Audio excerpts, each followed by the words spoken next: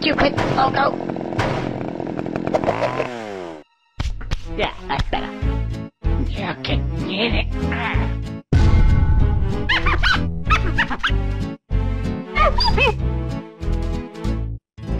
Marvelous. Yo, what's good? Welcome back to the channel, y'all. And look, in the streets in the West, the biggest thing that's getting talked about is not OP12, it's not the market manipulation, it's really the power creep and OP13, and that's a fact, not an opinion. Fact. If you only knew the power of the dark side.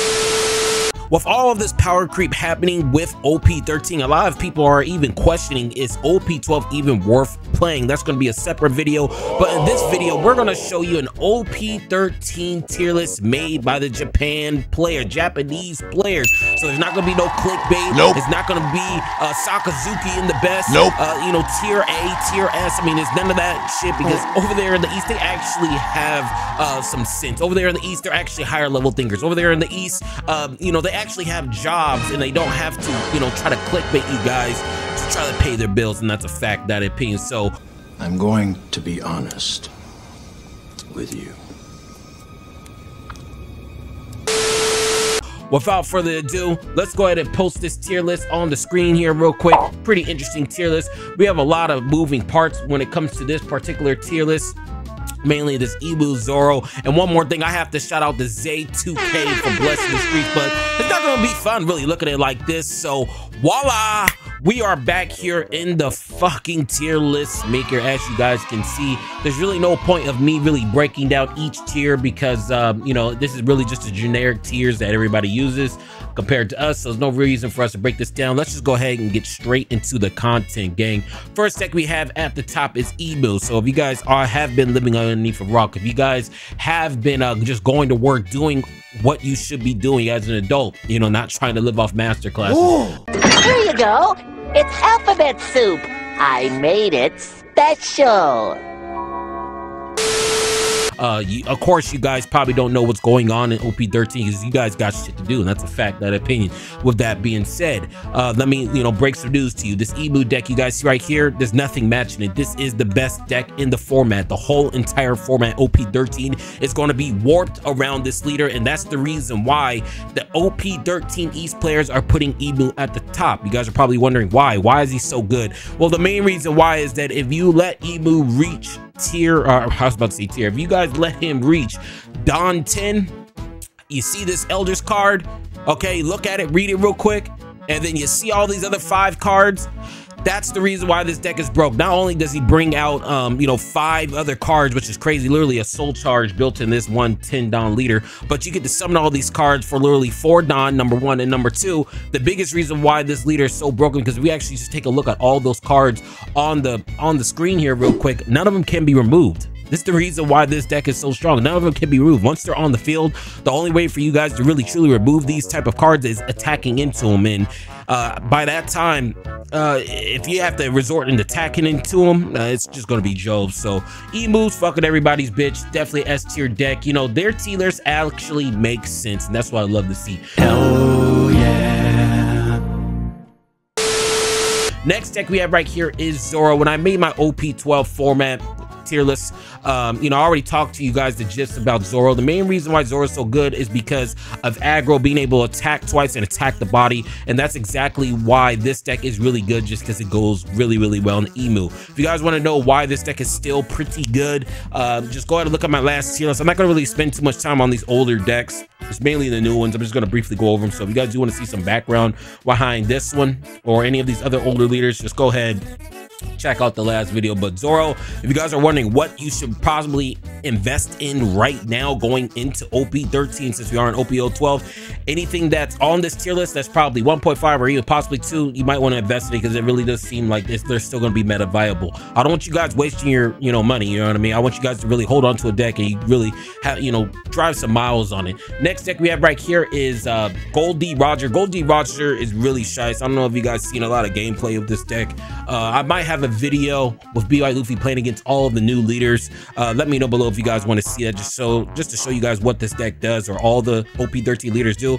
But this particular Roger leader is really shice, just like Emu. If you let this deck get to 10 Don or 9 Don, it becomes a 7k leader. It has 5 life, and if he's actually able to start dropping his 8 drop, I forgot what the 8 drop is named. It's on the screen right now, but he starts being able to drop those 8 drops. If you really do allow him to start dropping that 10 drop Roger, that makes him 9k as well, more than likely you're going to be in for a bad time. Really good deck.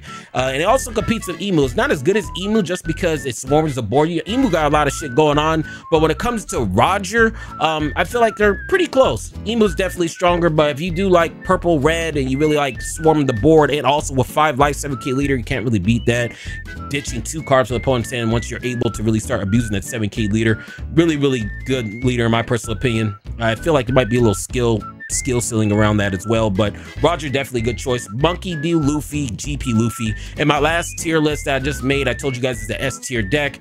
Just still being able to rush the board with the 6 drop Luffy, abusing the whole entire game state with Sanji and Pudding. Very good deck. And this is another one of those decks where I told you, if you guys do want to look forward to OP13, this is going to be one of those decks. Same thing with Silver's Rally. Anything aggro going into Emo is going to really have a good time. So these are the cream of the crop. You know what's crazy is that when we actually compare it to our OP12 list, I told you these were the 3 best decks. So clearly I know what we're talking about. If the 3 best decks from last format just drop a tier and still competitive compared to having Sakazuki at the top or any other bullshit at the top. That's what I'm saying. Motherfuckers be clickbait. They ain't real. They don't know what real is. You tell them to spell real and they spell girl. That's what they fucking spell, because everybody out here is simps. So that's a fact, that opinion. But Silver's Rally, really good deck to really look forward towards if you guys do want to invest in something now that transitions over the OP13 meta. Now, Ace, this is one of my favorite decks just to watch. I feel like Ace is one of my favorite characters. It's slowly starting to become one of my favorite characters in the anime, just based off the One Piece card game. This particular year has 6k power. His ability is crazy, ditching off 1 card, being able to bring any character or leader up to 8k power. Just being able to recycle cards from the deck, adding more hand advantage to your fucking hand.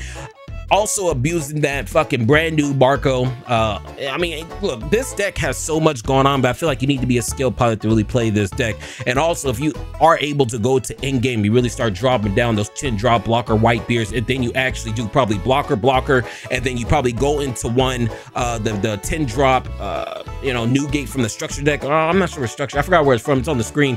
Pretty much taxing your opponent. They can't attack. Very shice. This deck has a lot going for it, and you have to be a skill pilot to play it. Really a good, interesting deck in my personal opinion. One of my favorites. If I had to reorder these, I'll probably put Roger and Ace in front of all these other 3, but you know, I don't think they probably ordered it, because who cares about the order? They're all in the same tier. And yeah, that's my opinion on this Ace. Very good deck. Next deck I'm actually surprised that they have up here is this Sanji Ends, really just because of how fast it can really spit out characters and attack the board. Anything aggro, this meta that we're currently in is kind of similar to UP Luffy, to where, you know, anything that's aggro really has a good time in this meta, really thrives in this meta. And that's the reason why you see things like Rayleigh here, Bello Betty, same thing, Sanji as well, very good deck. Anything that really just spits out characters and really just go aggro, really gonna have a good time. Same thing with Purple Luffy. The thing about Purple Luffy is that this deck just be bricking. And yeah, that's really all I have for this. You look, Bello Betty, we already talked about Bello Betty. Like I said earlier, a lot of these old decks I'm not gonna waste my time on. Bello Betty, one of the best aggro decks in the game, but look, if everybody's going into Ebu, you're gonna have a good time with Bello Betty, and that's a fact, that opinion. Another brand new leader we do have is this Monkey D Luffy, the red-green. This actual red-green leader is actually very good, and that's a fact, not an opinion. Just being able to have so much Dom manipulation on top of running the 5-drop Smoker, Hody Jones, and everything that's red, being able to rush the board with a 5 cost. Luffy, you get to run Zoro, you get to run Silver's Rally, you get to run you can run the animal package if you want. I mean, this deck is really good, but this is one of those decks where you do have to be a skill pilot. It's either, look, when you play against anybody with this deck, it's either they're really good with this deck, or they're actually just fucking buns, and that's a fact, that opinion. Very good OP13 leader, skill ceiling type of deck in my personal opinion. And yeah, I was about to say congratulations, like I'm doing a fucking better report, but yeah, this is the reason why this deck is so good. Next thing we have Bonnie. Not really surprising. I told you guys Bonnie's never truly going to be bad with his leader ability, with her leader ability. And just being able to bring down, you know, all of the bigger characters and being able to pop anything on the board with the Shanks, wrestling anything with the Hody Jones, and just really just abusing all of the broken green characters such as the kid that's going to get rotated out. Same thing with this Smoker right here, just having some domination. I feel like these two decks are always going to be a mainstay just because of their leader ability, especially when you tie in Smoker to this particular build. Just being able to recycle your Don as much as you really want every turn, really shines in my personal opinion. Next thing we have is UP Luffy. I'm not going to really speak too much about UP Luffy because I haven't seen any of them top in the East, but I feel like the East players are cooking. You can never really go wrong with this leader ability, 6K leader as well. And I feel like once somebody finds the code for this deck, this thing could possibly be cooking. So if you guys did spend your money on this, don't just throw it away. You know, try to you know, innovate. You know, try to, you know, make the deck better. Just don't run to the best deck. Okay, so if you guys are still on it, keep on trying it. Next thing we have is BY Luffy. You know what's crazy, that this is exactly where we put BY Luffy in our tier list. If you're really shice, it can be up here. But let's be real, most people ain't shice with this deck. Most people don't even want to bother even playing such a complex, hard deck. I feel like these two decks are the hardest when it comes to BY Luffy and Blackbeard. Same thing with Blackbeard. You have to be a skilled pilot. I feel like this is exactly where Blackbeard needs to be. Same thing with Shanks. Shanks is exactly where they needs to be. All these other decks, I'm gonna be real chill, is kind of like whatever. You have Green Yellow Law. Like I said, it's on the same level as BY Luffy. If you guys have a shiest ass pilot, it can really just spin and cook everybody. But like I said, nobody really likes putting that much effort, especially in the West. Everybody's lazy. I mean, just look around. Everybody truly is just lazy. So that's the reason why I'm not surprised I'm not really seeing anybody on Green Yellow Sabo or Green Yellow Law, and also BY Luffy. It requires too much effort, you know, especially in the West. When you see anything with effort, nah, we want the fastest thing possible. Same thing with Zoro. I'm gonna tell you one thing about these fucking block 1 leaders. Do not pick up these block 1 leaders right now, because next year in probably 5 or 6 months, all this is going to get rotated out. So leaders like this, leaders like Doflamingo, just stay far away from them because they're going to be gone. And that was 2.5. So like I said, tier 1, 1.5, 2, 2.5. The last one is 3, so they're decent, but this is kind of like the dog water. So we'll just go over Bonnie and also Vegapunk are still really good. I just feel like a build's not really found yet, but all of the brand new support with the Bonnie, mainly that big 9-drop, you guys see it on the board here real quick. Really good card into these Vegapunk-esque type of leaders. So if that's something you're interested in, you know, you guys could invest into yellow if you want, because it's YGOD, yellow ganga die, YGOD. Shout out to all my delinquents. Yellow diamond, pick your ring, call that Delta lemon rock. Cherry boss a lemon bed, my earring size an apricot. So yeah, if you guys are interested in playing yellow, this is really the only true yellow deck outside of Bello Betty and BY Luffy.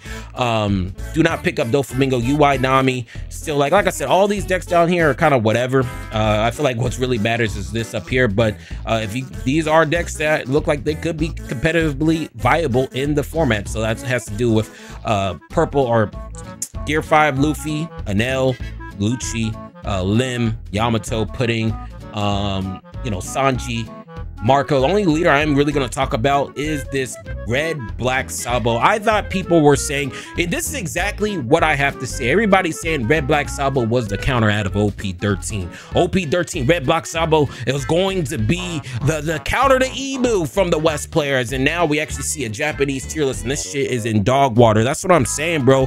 Everybody, a lot of people on this bitch be making some bullshit just for views, just to sell you guys the fucking set, because they're trying to have some crazy market manipulation. It's crazy, because when you actually look at East players, some good East players tier list, it makes no sense how people are saying this is a counter Ibu and this shit's in dog water, bro. OP05 Sabo has more tops in this deck from what I've seen, which is crazy.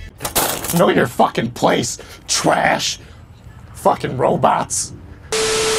Okay, like I said earlier, I mean, if you guys do want to play this deck, it's good, but I haven't really seen this deck top anywhere. OP05 Sabo's been doing better than this particular Sabo, so that should say something. But in a nutshell, Emu's fucking everybody's bitch.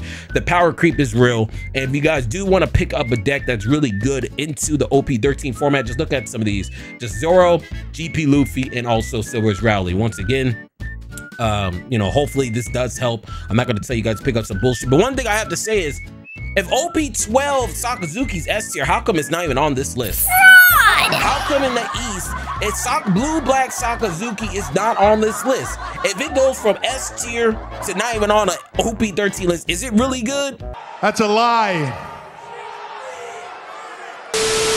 Is it really that good? Because, you know, these are all S tier. These just dropped the tier. So, I mean, this should already tell you clickbait at its finest. That's all I got to say. That's all I really have to say. And yeah, let me know below what you guys think of this Japanese tier list.